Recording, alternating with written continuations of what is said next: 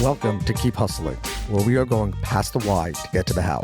I'm your host, the always hustling Aaron Gordon, aka NY Risk Advisor, aka Mr. #Keep Hustling. In this podcast, we will be diving deep into the professional and personal successes of our guests to find out how they hustled through the most difficult times in their life and their development to achieve the success they've gotten to today. So buckle up for what hopes to be an amazing ride. Let's get to it. Welcome to Keep Hustling with my guest, Stephen Turnbull. Thank you so much for being here. Thank you. I appreciate you having me, Aaron. Love what you're doing, and really honored to be here. Thanks for having me. I owe you another debt of gratitude because being on your podcast was part of the inspiration for me starting this. So thank you for pushing me to do this. And more importantly, to all the listeners out there who think that I'm just a snob who only talks to people in New York City and the immediate surrounding area. Stephen is from upstate New York, a lot of snow, but no snow days. Here we have a little bit of snow and lots of snow days. So here at the Keep Hustling podcast, we are non-discriminatory of New York. We know obviously where the better parts of New York are, but we're willing to associate and communicate and interact and learn from people, even from the places of New York that we would never travel to. Yes, there is more of us up here, people. There is more of us up here. Anybody from upstate travels around. Anytime you say New York, they're asking what borough you're from. So it is such an interesting thing as I've kind of started traveling more just with business and more in the industry of meeting people in general. They're like, so what part of the city are you from? No, gotta go out. I mean, even the relationship with Sean, and he's in Long Island, what he refers to as upstate is interesting compared to what I refer to it as. I think he and I have the same definition. My definition is anything that's past Woodbury Commons. Yep. Now, I'm not sure if you know where Woodbury Commons is, but you're probably going to say that's like real south. Right. Way downstate. Yeah. Way downstate. Like you're an hour south of Monticello at that point. Yep. So how do you define upstate? I would say like Albany. Albany's probably upstate for me. Because and it's interesting because where I'm at is really central New York, but it's easier to call it upstate. And we have a camp up on the St. Lawrence River that is really upstate on the Canadian border. So, and that takes 2.5 hours to get up there from my house. So the way that I look at it is we're central New York, where I'm at. Camp is upstate, Adirondacks upstate. You guys are downstate, but it's different, right? Hold on a second. You're expecting me and Sean. Sean, this is a shout out to you. We got to get you on the KHP. Sean, I know you're going to be listening to this episode, and if you haven't recorded yet when this launches, we're getting you on the Keep Hustling podcast. But are you suggesting that we should change, and this is totally a digression, so I apologize for those people who came here for hustle. We'll get to that. But are you suggesting that we should refer to where you're from as not upstate? Yes, it's absolutely what I'm suggesting. Yeah. Anyway, this has been another great episode of the... I'm just kidding. That's it.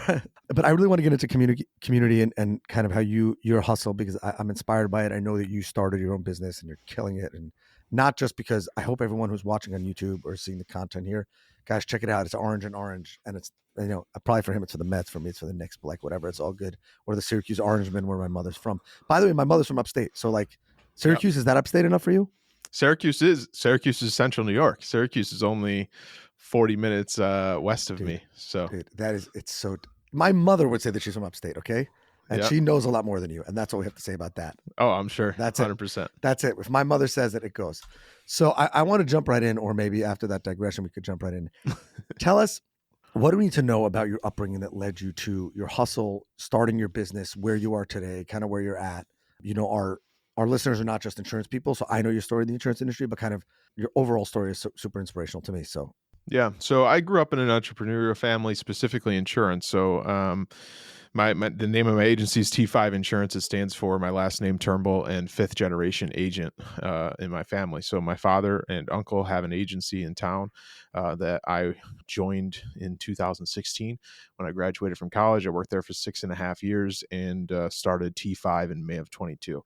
Obviously, there's a lot more there that we can feel free to get into whatever we want to. But when it comes to my upbringing, it was always being around the office, always seeing my dad's hustle, always understanding that and kind of what he was building for our family. And he was the fourth generation of that agency.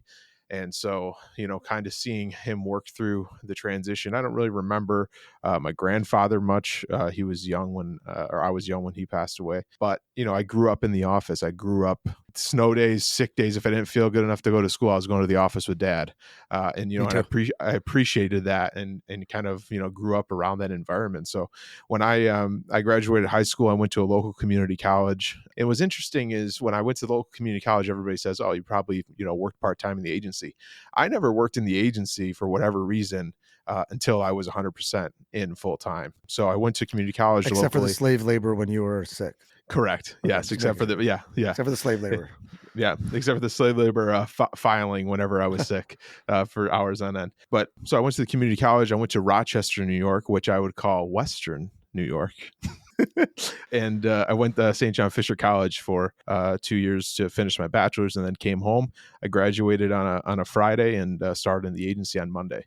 So I've always knew that insurance was the plan, but it's a funny thing when you talk about the plan and the roadmap. Some things don't always go the way that you maybe envision them to, which is how T5 is here, and it's all been good. If there's something that I've definitely learned over the last 19 months of being a business owner, is that the experiences are what craft who you are. And if there wasn't the experiences of leaving a family business and some of the emotional things that came with that, I wouldn't be developed into the person that I am today and the person that I will be. So it's been a hell of a ride. So I want to get back into that, but I also just want to zero in on something that you said, which I think is so true, but I think people often misunderstand or misconstrue in our positions being multi-generation insurance. And that is, I think that everybody says it's the default, right? Like insurance has been for generations a father, son, nephew, uncle, however you want, niece, whatever, daughter, however you want to look at it, Yeah. industry. And I think that a lot of people say, well, that's the easy route or that's just what you know. But I think one of the things that I think you're touching on, but correct me if I'm wrong or just, expand on this, because it was obviously something for me, was as you mature and you are not just photocopying your siblings' faces on your father's copy machine and running around his office like a delinquent, which is what we did. I don't know what you did. But when a person thinks about the career that they want to have, when you give up being a sports athlete, a professional athlete, and then you give up being an actor, and then you give up like being a professional poker player, you kind of go through like that, or a fireman when you're little, you realize that this industry gave you what you had. And so you look back at your childhood, I'm assuming, and you're like, I saw what my father built. Obviously, that was fourth generation, but it was like, it's an honest craft. Mm-hmm. It's a decent living. Maybe not billionaires with private jets, but like decent living, relatively recession proof. And like, that's what we want to emulate as husbands, fathers, and business owners. So I feel like it's not necessarily just the safe route, but it's also like when a person matures and thinks about what they want for a career, it's almost like it's a no-brainer because of how good you saw it from the inside. Yeah. I think it was interesting with my time at the family business. I was never pressured at all. I remember a couple weeks before graduating, I called home to my dad and like, so I'm going to be working, right? Like this is the plan. We had like that kind of conversation, and up until that point, there was never all right, well, when you get, when you come back, you're working at the business. And with that being said, I think my dad respected that and didn't want to like pressure me to do that. But to answer kind of the first part of your question there, or just comment on it, is it was interesting because I didn't realize really the extent of the opportunity that this industry or this business can give somebody until I was like in it and saw it. And that's what obviously led me to T5 and doing my own thing, which we can get into. But it took being in there, being involved, and then you touched on, well, you just joined the family business. I think that's a great conversation the two of us can have, because you did it, the generational business and creating your own brand. And I remember going home from college and people are like, oh, how nice, you get to just go in and work for dad, and you're just gonna, but my dad was very clear. Here's your desk, here's the phone, go out, go to the chambers, go to this, become your own self, and bring business in. And that's what we did. That's what I did at the 6.5 years that I was there. So What do you mean? They didn't let me touch the phone in the beginning. They said you're going to sit and learn. yeah, well, I touched the phone. Yeah. I was only allowed to answer the phone if it rang past everybody else for like the first, but I was there in summers in high school and college. So it wasn't really the Right. time I get full time, but I agree with you. And I think that I also think that I know I was not pressured to come into the business. The only pressure I ever had was I've never been so scared as the day I took my licensing test. Cause I was like, if I don't pass this the first time, they're not going to fire me, but like this, Yeah. my siblings, forget about my parents. This will never, and I'm the only one who's in the business, but like anyone in Gordon family folklore will never live down the fact that the child of two, my mother also works in the business, lifetime insurance agents and agency owners couldn't figure out how to pass the test the first time. So, Yeah. but I did, but I passed. So So did I I. felt it. First time. Yeah. Nobody asked what the score was, but I passed it. You know what? I just remember when I hit the submit button and they were like, "Are you sure?" And I'm thinking, "No, I'm not sure about anything right now." No, let me go back. Let me go back. You started working in the family agency. Mhm. You saw that hustle. Your father and your uncle were there. And let me get it from this angle. What did you want to be different or start different when you started T5? What were you saying? And not that they did anything wrong. I'm not, Yeah. that's not what I'm No. saying. You know, my parents were the same way. My parents said, this is how we do it. And eventually, you know, I kind of, we worked through that and I was able to create a little bit of a brand, but it's still the same, you know, but it Yeah. was like, I had a vision, nothing like crazy, illegal skydiving, Sure. crazy stuff. But it was like, when you said, I want to go out on my own, what was your vision and what inspired you to do that? Okay, so the vision would be the frustration of what I felt over the last, I'd say, 2 years of being at the family business, of not being able to do or implement or try to, do business the way that I wanted to do it. And to paint the picture for kind of where I was at when I joined in 2016, it was a small office, my father, uncle, and 3 customer service reps when I joined in 2016. The newest employee, and now also let me frame it this way: I was 22 years old when I joined. The newest employee had just celebrated their 21st anniversary at the agency. Can I just interrupt you for 1 second? Yeah, I could have written the story. yeah.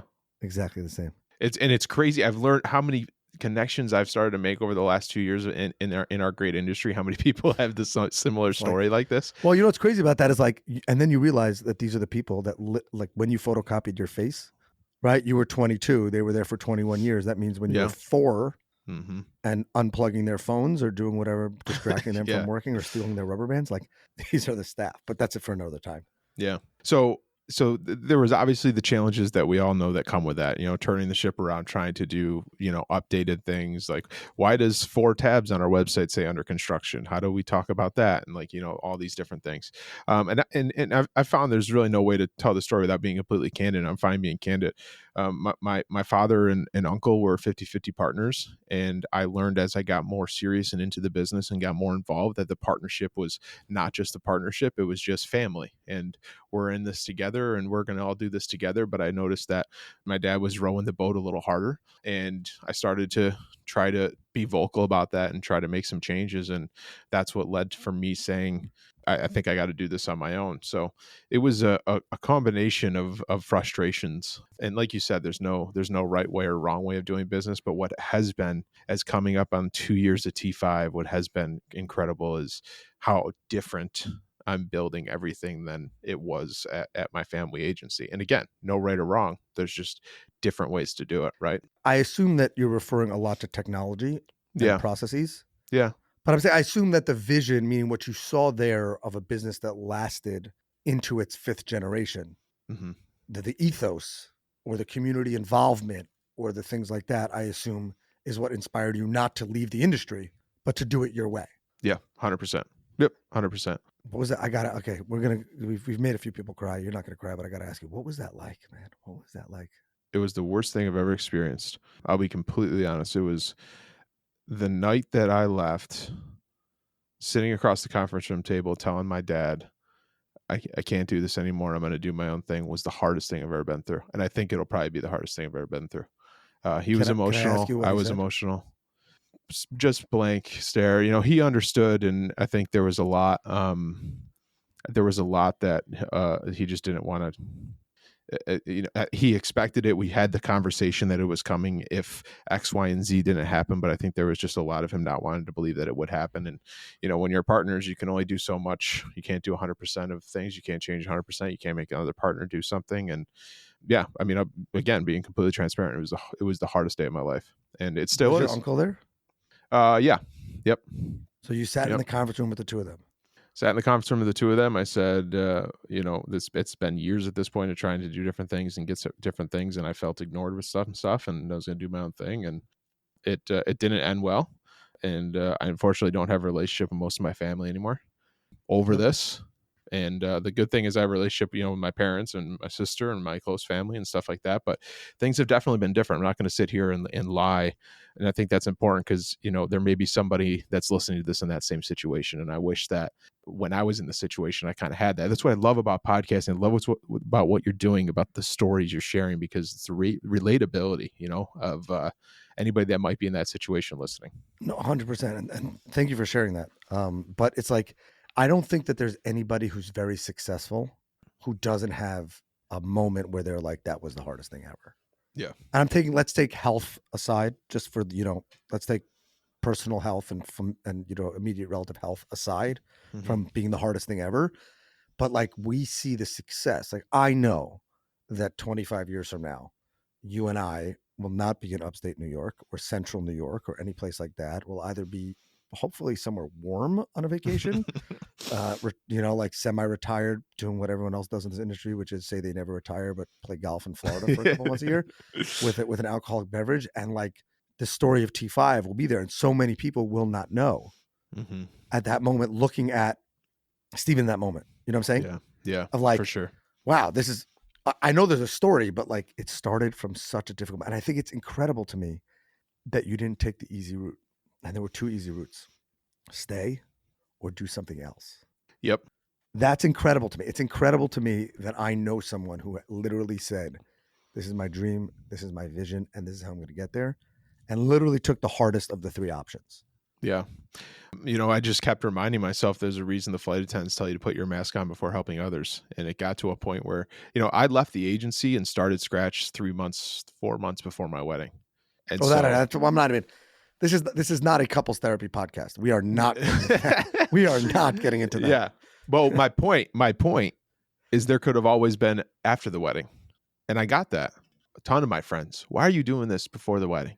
Why are you, there's always another time to do it. Wait till after the wedding, wait till you have children, wait till you have a family, wait. And I just looked at him like, there's no time, but now I have to do it. So, to your point of actually doing it in the two other options, it was a good, probably year and a half of back and forth in my mind of, am I going to do this? What's it going to look like? What will be the consequences? How are you going to navigate through that? And a lot of those things aren't anything that you can really plan for until you just do it. Right. Was there anything positive that you didn't predict happening? I mean, building a business is a positive, right? Your business has grown, but I think you could have predicted that in your model. But like something crazy, like, your sister, you got close to your sister, it's closer. So I don't know, something like that. Yeah. I would say just the positive experience is constantly reminding myself in little situations that these situations, these small wins, whatever it would be, would not have happened if I didn't do what I did. And it's just constantly looking at it as the experience that I've been through. Because the first thing I got is, when I left, oh, this is why I left. Oh, I'm so sorry. I'm so sorry. I'm so sorry. Instead of what an opportunity. What an opportunity. At 27, when I left and started from scratch, what I had learned up to that point and the lessons that I've gone through to be able to take it to the next level, to take it to my new business, to take it to my future children, my future family, my future team, all of these things. What a fantastic opportunity from the trials and tribulations that I've been through at that point. 100%. And that's, so my next question usually is what has been the most pivotal moment in your career? I'm guessing it was that moment in the conference room. I would say that moment was the next morning. I can tell you, I will never forget the next morning. I'm an early riser. And like I said, it didn't go with the other party as well as I thought. So I sat down for that meeting on a Monday.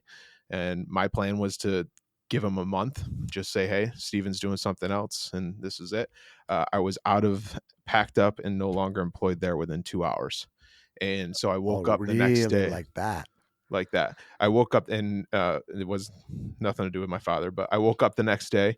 And like I said, I'm an early riser. I usually try to go to the gym early. So I'm usually up about 4:30, 5 o'clock. And that next morning I slept until 7:30 and my wife is leaving for work. And she looked at me and said, what are you going to do today? And then I said, I'm going to figure it out. That is the pivotal moment up until my point now, because that's when I said, I did it. It's done. Now I got to figure it out. That's when the phone calls to carriers started going for appointments. That's when the marketing plan started going. That's when, the legal stuff and the state licenses and all that fun stuff started, was that day. And I can remember it. I'll remember that day forever. Like I was there.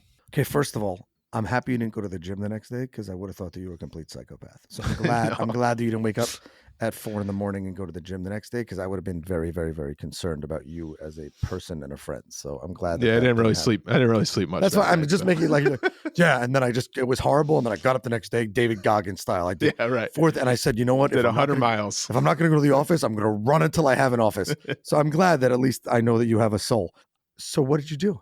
When you got up, you put your feet right. Your wife went to work. You were out, right? And like you're sitting. I imagine this is what this podcast is about. You're sitting at the table. I would imagine with a cup of coffee. I'm like, what is going through your mind? Holy crap! Here we go.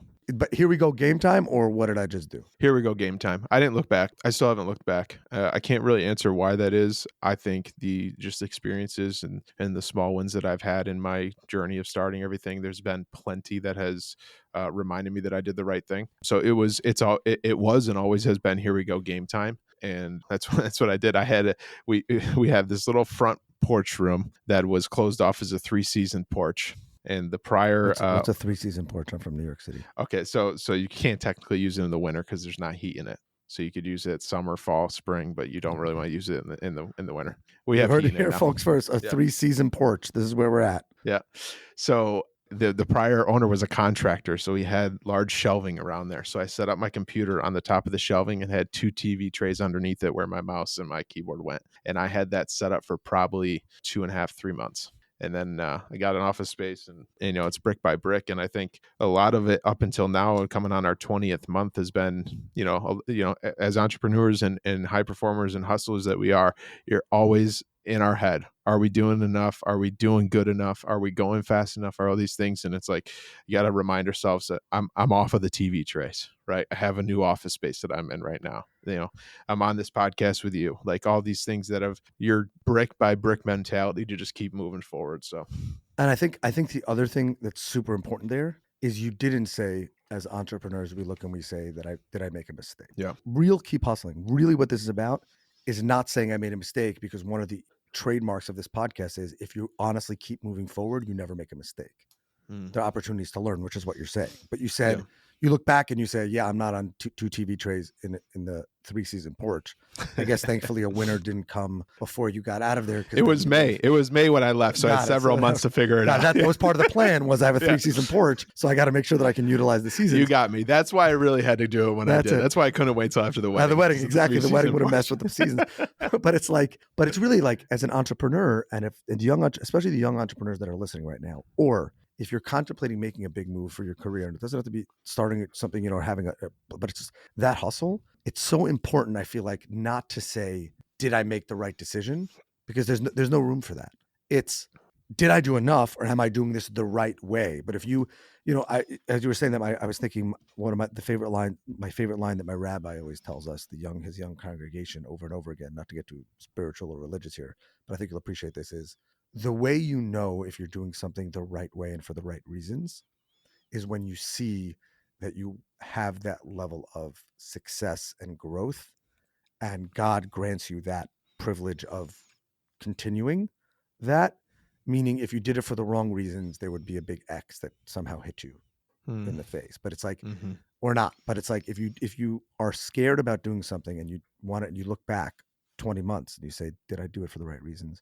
Did I do it the right way? And you see those bricks along the way, that's the verification badge. Yeah. That 20 months ago, you did it for the right reasons in the right way. It doesn't mean everything is perfect. It doesn't mean there were no failures. Right. But it's like, and I think that's a great life lesson. But I think that you're right. It's like, are we doing enough? But not, are we doing the right thing? And you need that perspective, man. I mean, it's me and a virtual assistant, and so I work in an office by myself all day long. And the biggest challenge for me has been not having like the team camaraderie, like not having that staff member to attack that big account. 80-year-old Mary. Yes, 80-year-old Mary. Yes, I do at this point. Yeah, really. But it's so funny. I feel the same way. It's so funny. But some days I'm like, yeah, it's just that shift of perspective of like, these are all happening for a reason, and these are just lessons. And it's like, what I replay in my head is that 2.5-minute Jocko video. Good, right? Didn't get that big account. Good. Didn't get this. What did those failures, whatever you want to call, fall downs, what did those teach you to move on and take to the next thing? And so my experience at the family agency, although it didn't pan out the way it was supposed to, when everybody saw the fifth generation coming, and that those experiences have taught me what I can do better over here to be a better person, a better husband, a better father, a better business owner, all those things. And so it's like just shifting that perspective can make a huge difference. 100%. And by the way, I also think that there's no coincidence that you went with T5. Yeah. Whatever the challenging experience, I don't even say negative, but the challenge experiences you had, or the experience at the end there, were, it's still part of your DNA and the brickwork in your own self. Yeah. That led you to start T5. And I think that's, gosh, I'm just trying. Okay, before you walked into the conference room, I want to go to that moment, because I usually like drive back and we already got to the bed thing. So sorry, I'm just going to drive into this because this is what the hustlers need to hear. They were in there first, or you weren't first? Oh, I was in there first. I initiated every meeting. No, but you were sitting in the conference room waiting for the two of them to enter. Yeah. What was going through your mind? Take us there. I would say at that point, what was going through my mind was like, is this the right thing to do? But then I have, I'm a very visual person. So I have every meeting that I had where I knew there's going to be controversy, or knew there might be back and forth, whatever you want to call it. I had my laptop in front of me with bullet points. These are what you're hitting, and these are the reasons why you're here right now doing what you're doing. And so I had that in front of me. So I and like I said, it didn't end well with the other party. And that was kind of verification for me of just like, okay, 100%. 6.5 years, you've poured your life into this. And I don't want to get too far into this side of it, but I recreated kind of the birth of the agency, of being digital and being community and all of that, because it was kind of just static quote before I got there. So it was like, I put so much into it, and there was no appreciation because I'm the bad guy, because I wanted to go do something myself, because you're not allowing me to do what I'm trying to do. And let me just paint the picture of, there was plenty give and take, right? This was 2 years of a conversation that finally came to a head. So I was sitting there 100%. But I think there's another thing there, which is, and it just doesn't have to be in this circumstance, but I think that a lot of times, I assume when you walked out that day, as you said, you went home, you didn't sleep a lot the night because there was a lot of emotion. But I think what you're saying is, but what you were feeling was validated, meaning your theories and your reasons, it sucked, right? And what was going on was that. But like, if you took the emotion out of it, of not sleeping, and again, if you didn't have a sleepless night, or I'm not sure I could be friends with the robots. I'm being, you know what I'm saying? But it's like, but when that happens, you open the laptop up when you get home, or whatever, you think about those bullet points, and you're like, I was right. And therefore, that's why this is right. And I'll be honest, I still have those situations today. So I had a Google Doc full of all of our meeting notes. And I'll sometimes accidentally, because all my processes and procedures are in Google Docs, so I'll sometimes accidentally trip across them, and I'll get curious. Oh, look at this. Oh, April 2018. This was the meeting, and this is what you were trying to do. This is, And for me, none of it was ownership, more money, anything. It was really, what's the plan? Stephen's been here for 6.5 years. He's proved himself. He's bringing business. What does the plan look like? And nobody wanted to have that conversation. So looking back at that, and even today with, the difficulties in the family relationships that I have, because it's so easy, because I'm the bad guy as far as the family, right? I shook the tree and I went the other direction. How dare I? Even today, I still need some of that. Oh, okay. Some of that verification, some of that to push me through that day, that week, whatever it is. I can say this with 100% confidence, and I am not like some old guru. I have 5 kids. My oldest is 12. My youngest is 1.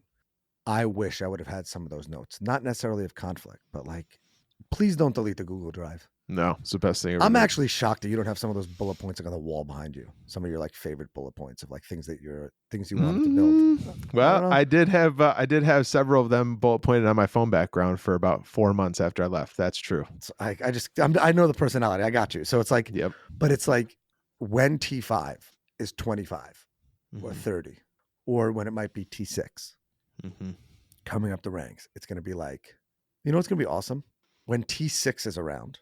Okay. And T6, whoever that is, says, because I don't know how it worked with you, but this is how these conversations always worked. I always asked to meet with my parents after work, because like I felt like we would always be the latest, and it wasn't a 501. People in the other 501. Hey, you have a few minutes after work today. When T6 comes through with that, I hope we'll still be friends then. Like, open up the bullet points and be like, which one of these do you think they're coming at me for? Yeah. And by the way, it's man, going to I've be never hilarious. looked at it that way. You know what I'm saying? Wouldn't that be Yep. like, what's the vision? And you're like, you know what? I actually prepped for this because when I was thinking about the vision, and maybe my vision needs to change or whatever it is, but it's like imagine, I mean, like literally, like, wouldn't it be cool if like one of the bullet points is like show me your paper. It probably won't be paper. It'll be like an Oculus headset where they're like have their bullet points. But it's like, and that I really feel that at that moment I hope we do another episode of the Keep Hustling podcast. I hope the Keep Hustling podcast is still around. And that is, I think, will be the ultimate testament to your hustle. But your hustle is so inspirational. The in the conference room the next day, and looking back at it 20 months later, everyone should follow your socials because you have a sick office. None of us are ever going to visit you upstate, any of the listeners, unless they're in upstate, no matter where they are around the world. So our only view into T5 is what you post on social media. So the virtual, so make it, so I really appreciate when you save those, when you share those things. I'm inspired by you. I'm inspired by your wife. I know our listeners will be, your journey and all that. So really, really, really from the bottom of my heart and on behalf of the listeners, thank you for being here and sharing. Thank you. I need to add one thing, and thank you again for doing this, but just thank you for being you. I had a Zoom call with you, if you remember, about a week after I left, and I'll never forget that. And my computer was on the coffee or the tray tables, and I'll never forget that. You reached out to me over Instagram and said, "Hey, I saw you post, you left the family business. I can feel some of your emotions, and let's connect." And when we connected, your first thing, I'll never forget this, was just like, "Are you okay?" And I didn't know you from Adam, and I really appreciate that, and that's something I'll never forget, Aaron. So I really appreciate having me on. I appreciate your friendship, and I can't wait to do that episode in 25 years. Well, let me just say this, okay? You'll come to the studio in New York, hopefully, but then we'll have a studio in New York. New York, the definition of New York, one of the 5 boroughs. Watch, I'm going to end up like living in upstate. It'll be like, you're going to like come to Buffalo to my studio. That's never going to happen, ever. This is so great. We should do this more often. We have a closing tradition on this podcast where we ask our guests, and I know there's going to be fire coming from you right now. Been ready for this. To leave us and our listeners with their favorite all-time or current motivational or inspirational quote and what it means to them. So the floor is yours, and thank you again for being here. Never be limited by other people's limited imaginations. Never be limited by other people's limited imaginations. When you're making a big jump of starting a business and leaving a family agency, there's a lot of people that are going to think you're crazy. There's a lot of people that are going to think you're doing the wrong thing. And although they may not be limited in the sense of right or wrong, they're going to be limited from what you can do. And so it's good to ask friends for advice. It's good to get outside noise and get outside advice in different things. But at the end of the day, if it's something in your gut that you know you need to do, don't be limited by those limited imaginations. I love that. And no better. And I know you're not limited. And I know that I can't wait to see. I can't wait to be on your plane one day. That's all I got to say about that. So Stephen Turnbull, thank you for being here. I really, really appreciate it. Thank you, Aaron. I appreciate it. This has been another episode of Keep Hustling. Remember, do well by doing good. And of course, and always, keep hustling. All right, hustlers, that brings us to the end of another fantastic episode. Thank you for listening. The listeners are the most important part of this show. If you like what you heard, please leave us a review wherever you listen to your favorite podcast. Your feedback means the world to us and helps us reach more listeners. Plus, be sure to subscribe to our podcast so you never miss an episode. We have some amazing guests and topics lined up for you, and we don't want you to miss out. And finally, if you have any suggestions, comments, or even just want to say hello, please feel free to reach out to us on all social media platforms. We are Keep Hustling Pod on Instagram, X, Facebook, and LinkedIn. We would love to hear from you to continue the conversation. Thanks again for tuning in and supporting our podcast. We truly appreciate each and every one of you. Until next time, stay curious, stay hungry, and keep hustling.